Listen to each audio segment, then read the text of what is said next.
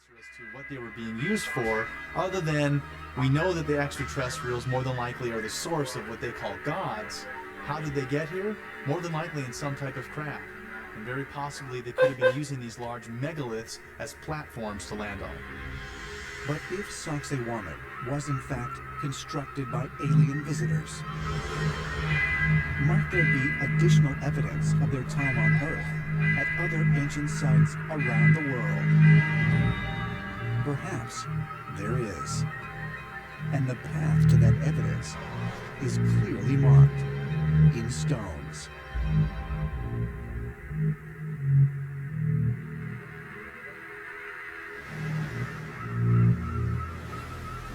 Few sites on Earth are as majestic or as treacherous as the jagged region of Brittany located on the northwest coastline of France.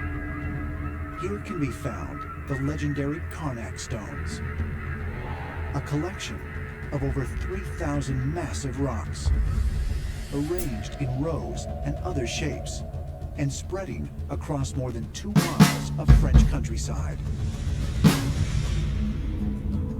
You're talking thousands of stones that are aligned in straight rows, aligned in circles, aligned in squares and rectangles. Why are people doing this? Why are they putting so much time and energy into something? And the short answer, I believe, is that we really don't know. According to local legend, the megaliths were originally invading Roman soldiers, turned to stone by Merlin, the magician. But if it wasn't magic that created this forest of stones, who or what did? Modern archaeologists would say that people who were one step removed from cavemen were quarrying these giant stones, some of them weighing 100, 200 tons, even up to 350 tons, and then somehow moving them into place. When you first look at the stones here at Carnac, they seem to be in a haphazard shapes, but on closer examination, you can see that most of the stones have been cut on one side or another. In fact, these granite megaliths are magnetized with the earth, and nearly all of them come to a point. Stone magnets? Is it possible that these stones were really cut and positioned in such a way as to create some sort of geomagnetic field? But why? Carnac as a place is highly charged with energy. As you walk down these stone corridors, you can feel this charge. Many tourists who come here also like to touch the stones and feel the energy coming off of it. The people who built Carnac must have been highly knowledgeable of the Earth's energy field. According to a concept known as the world grid theory, certain places on our planet contain higher magnetic forces than others. An interesting coincidence for all the megalithic structures we have around Earth is that they're placed at specific points that could be harnessing an ancient world energy grid. There are certain spots around the world which have traditionally been sacred, hallowed, vortexes, energy feels different there. The ancient stone monuments were built to harness that force and that potential to create a funnel-like vortex. When we look at things like the Giza pyramids or Machu Picchu or Baalbek in Lebanon, all of these are placed at specific geocoded locations which relate to this world energy grid. Could Carnac be one of these locations? And might the combination of geomagnetic properties and the unique shapes of the stones themselves have allowed ancient builders to actually manipulate gravity? If so, where did this knowledge come from? And what ultimate purpose did it serve? It wasn't until we were able to see these stones from above in a helicopter that we realized that Carnac was meant to be seen from the sky above us. and that is one of only 3 things that you can see from outer space. Nazca, the Great Wall in China, and Karnak. Were they meant to be seen by people in the sky? And who could have been flying at that time other than extraterrestrials? At one end of the Karnak alignment, aerial researchers identified a stone circle, similar to the one found at Stonehenge. At the other end, investigators on the ground discovered a rectangle of stones, one that had been buried for centuries. Both groupings appeared precisely placed to predict both the summer and the winter solstice. And when even more closely examined from above, the solstice points and the alignment of Karnak's many rows of stones reveal yet another geometric phenomenon, the shape of a Pythagorean, or right triangle, covering many square miles. But how could the builders of Karnak have had knowledge of a sophisticated mathematical theorem approximately 2,000 years before its discovery by the Greek mathematician Pythagoras? These conclusions about the Pythagorean theorem doesn't come from me. It actually comes from quite advanced mathematicians who have looked at these alignments and made the calculations. We're talking Stone Age time. They knew about a squared plus b squared equals c squared. They knew about it, yes. But why? Who told them this?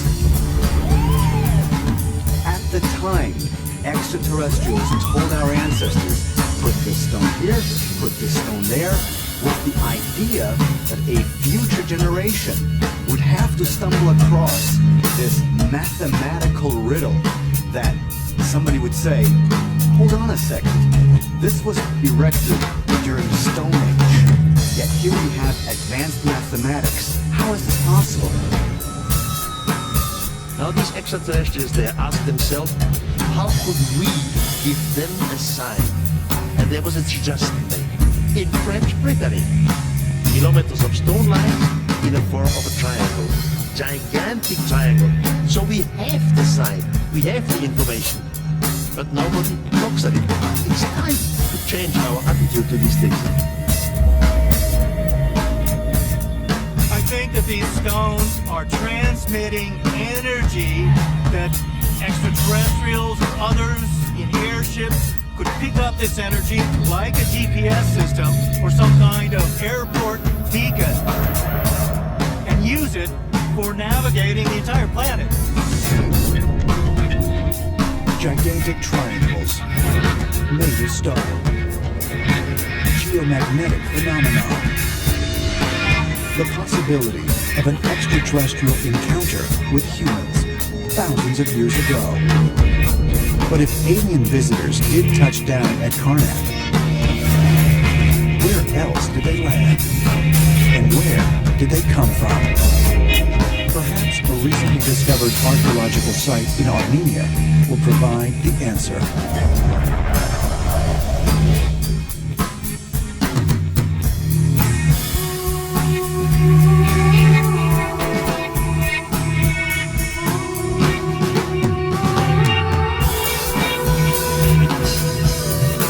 The Siyut province, southern Armenia.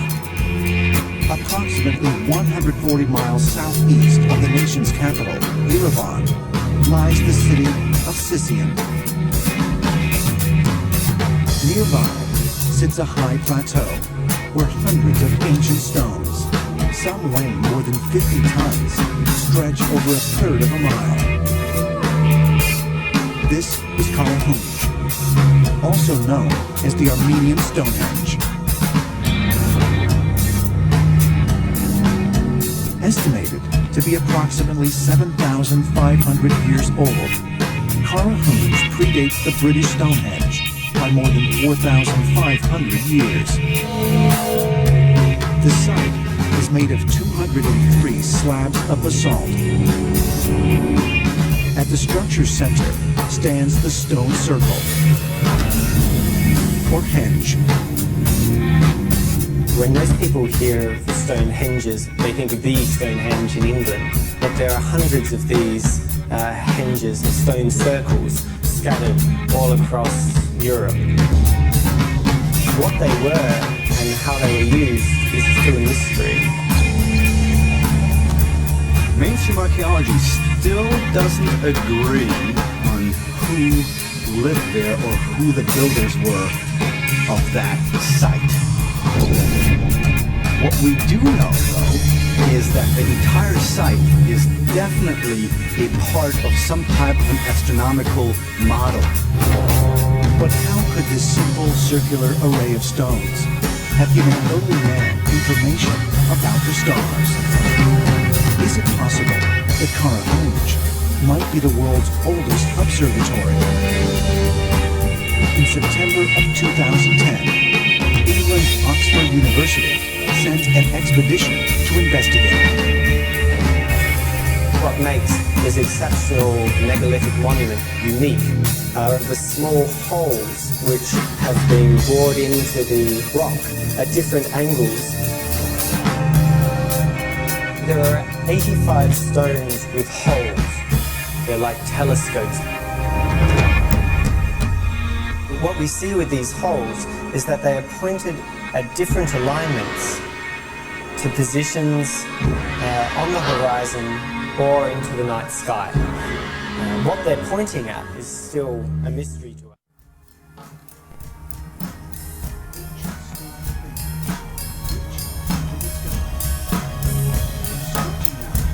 Over several miles. People were basically once every month were pouring these giant stones, some of them weighing 100, 200 tons, even up to 350 tons. A complex of stone structures dating back more than 10,000 years. He just stands there asking us to go figure, how was this done? What's the background to this? Were they meant to be seen by people in the sky? Who could have been flying at that time other than extraterrestrials? And the remains of an Incan temple reported to have otherworldly origins. They wanted that in the far future, the question comes up, have we been visited by outer space?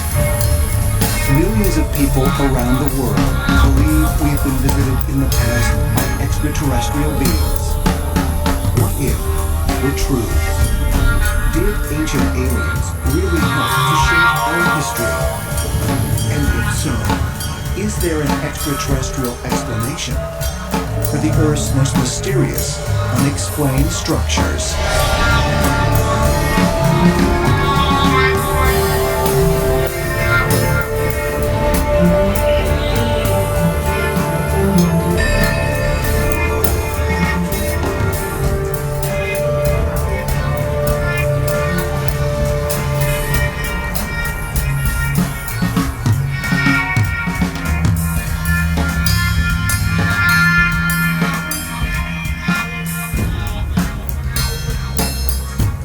Located more than 500 miles away from the crowded streets of Istanbul, Şanlıurfa, in southeastern Turkey.